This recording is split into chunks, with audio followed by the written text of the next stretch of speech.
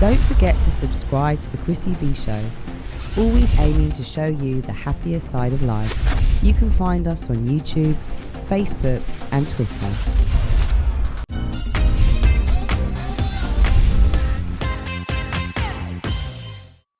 Welcome back, everyone, and now I'm with Chris Browne, self-development coach. Hello, Chris. Hi, Chrissy. So we're going to be speaking about living life to the full in just a moment. All right, then. In a moment. Living life to the full. Living life to the full, Yeah. but we're going to answer this question from a viewer first, and this one's from Tasha, and she says, "Hi, Chrissy. I'm with a great man who cares for me dearly, but I struggle to tell him that I love him. I've never said those three little words. If I say them and change my mind later, I know it will hurt him very much. My parents divorced when I was young, so I have seen the pain that it can cause. What would you do, Chrissy?" Now, Tasha, I have to say that in an ideal world, we'll be telling our partners every day that we love them. Now, in my case, I tell my husband pretty much every day that I love him, but he doesn't do the same. But I know that he loves me from, the way he treats me and everything, and, just the way he is with me.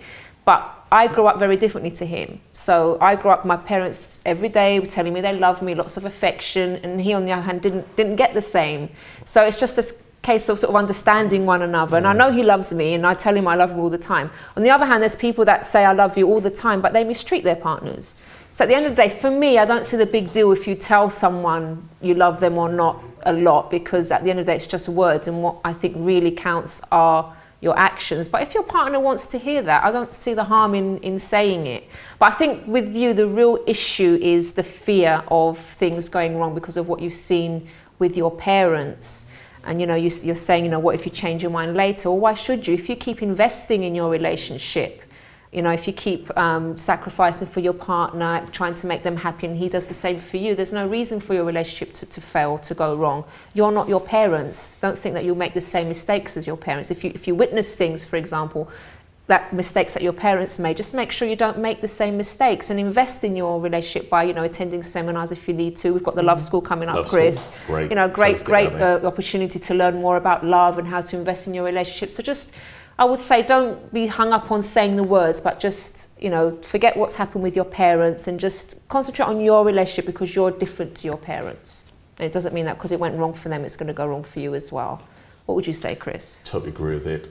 It's funny you say to your husband, you love him, but as a guy, he probably won't, yeah? He does tell me sometimes, like, sometimes we just make a joke out of it. So I say, I love you, and it would go, I'm like, are you going to tell me? No. So, all right, I know you love me. But you said something. You said that it was the way different people are brought up as well. Like they express it. I mean, I do tell my wife I love her, and she tells me she loves me as well. Yeah. Well, quite a lot, to be honest. We say it to each other. But in this case, it is a case of whatever it was before, and there's no loss. Yeah. And it is better showing it instead, to be honest, Yeah. Words are words, but actually expressing what you do. Yeah. She said he's a great guy, didn't she? Yeah, exactly. Tell him. Yeah. Tell him. We're right. Should we do a dedication on the show? Tell him come to the Love School. She'll be fine, yeah. Yeah, that'll be great. Anyway, tonight we're going to be talking about live life to the full. But it's really interesting because I was listening earlier on what was said, and automatically we're talking about live life to the full, but sometimes you want to live life to the full and you want to use your full potential and everything, but there's always something that's actually holding people back. And automatically when I said the title, live life to the full, wow, we're going to go about living life to the full, but actually the only thing that actually holds you back is you from actually living, well, not you, but living your life to the full at the end of the day. And simple things like fear, fear of doing certain things because you think, well, this might happen or that might happen. What's that acronym they use for fear again? False evidence appearing real. Oh gosh, what was it? Yeah, false evidence appearing real. Yeah, and I remember somebody saying that. Man, what was it? I can't remember what it said now. I looked it up. Okay. And it's basically that a fear is the...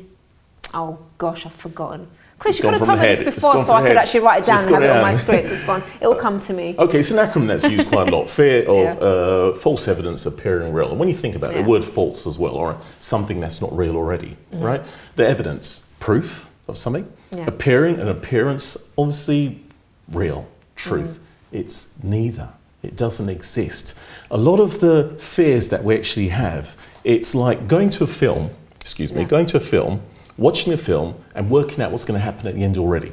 So let's put it in our minds that way as well. Most of the fears we have, they don't really exist. We think about them and we think of the worst situation of the outcome. It's the potential threat, isn't it? Like, that's it, exactly. But if you think about it, most of our fears are unrealistic because it's not actually, those fears aren't actually going to materialize into something real. They're not. So. We make them up. So, and it's funny because the mind is really powerful tool.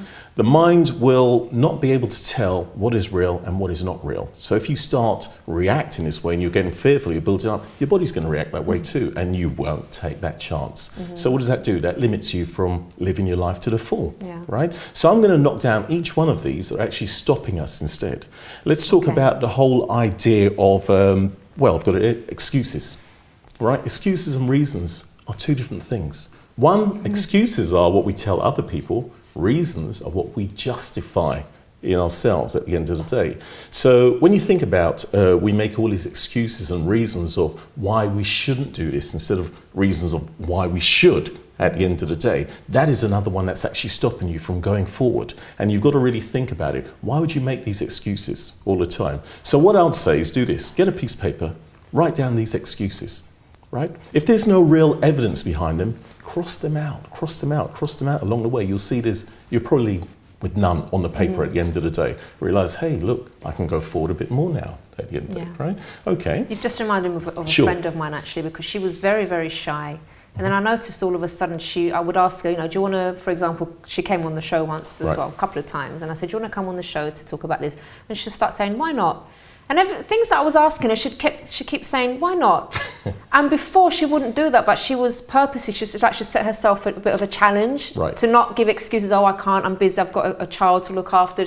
Before she would use every excuse under the sun not to be in a position where she was in front of other people or she would be doing something out of her comfort zone. And then I noticed all of a sudden she'd start to say why not, because she was trying to force herself to come out of her comfort zone. And I saw such a change in her, such a growth, personal growth. It was great, really great to see. I think that's excellent. That's a lot more really good one to use, actually. Why not? Every time you question yourself, because you always think of why I shouldn't do it instead. So she's doing why not. Excellent. Brilliant. I'm so proud of her. Oh, really brilliant. Okay. Talk about another one that we got knocked down as well, is the whole idea of that fear factor, achievements. We've got to look at achievements as well.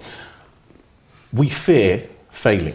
So we fear failing, so we think, well, I can't do that. I won't be able to do that. There's no way I can do that. And what if I get embarrassed in front of everybody or things like that? So let's go back.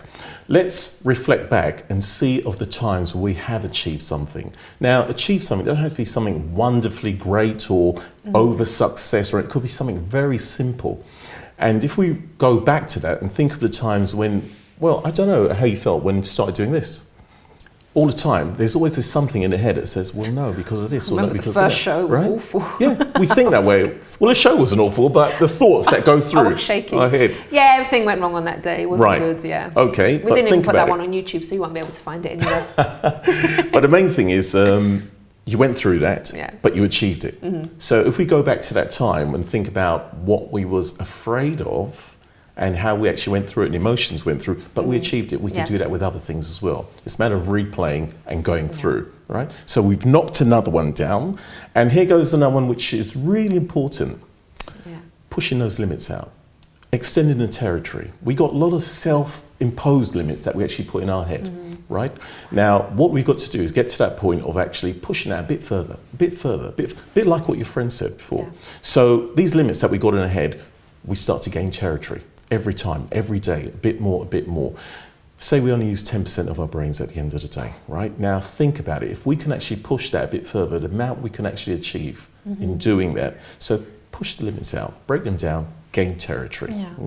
Now, here goes another one. Always say the no-nos. We're having a debate about it. And no-nos and no-nos, right? No-nos and no-nos. I don't know if the spelling's correct on there because we're having we'll get it. Right, the no-nos. A child growing up, here's about 400 no's a day. Could you believe that? Really? We grew up hearing about 400 no's a day. I'm thinking, well, how many times, And then if you think about it, it's what, 146,000 for the year, work that out as well. But just think about it, the amount of no's you're hearing that's been said to you growing up. Automatically, you start to react that way as well. About to do something, no. I've got to go this way, no, no, no. So we've got to readdress Well, that. no's are good sometimes. Like, No's are good. I'm going No's to can stick my save your finger life. in the socket. No. Feel a fire burn. Right, but sometimes we've got to experiment. We've got to find out. The no's are good in certain situations like that. But if we go back to that and realise not all of them were exactly right at the same time, and we can't hinder ourselves by those no's in the past. We've got to actually take chances and take risk. Now, going back through that, if you just break down each one of those, you realise, well, am I really living life to the full? Have I really extended myself? I mean, I'll go back on it. That example you gave your friend is brilliant. That's practical. That's actually doing that. So she's extended her territory. She's broken down some of her fears. She's replayed that thing in her head, that film. She's broken it already. So by doing that, so we've got to take those steps to actually start living life to the full. As I said, when I first said the title, Live Life to the Full, everybody thought I was going to say, hey, about going out and no, party, no, yes, drinking. exactly. I'm talking about that, it. It's about breaking down the things that are actually stopping you yourself from living your life the way you would say is the full. Yeah. What's full to somebody else doesn't mean that's what's full to you. Brilliant. Okay, Chris, thank you so much Pleasure. for pearls of wisdom. All right, so we have reached the end of the show, and I think that life is given to us to live to the fullest, as we're all talking about. So if that's not what you're doing at the moment, start right away. Make the necessary changes, achieve your dreams, and be happy because you deserve it. If you want more information about the program, you can visit the website chrissybshow.tv, and if you'd like to email me, you can do so on chris@chrissybshow.tv. It's been wonderful, and we'll see you again next time. Bye bye for now.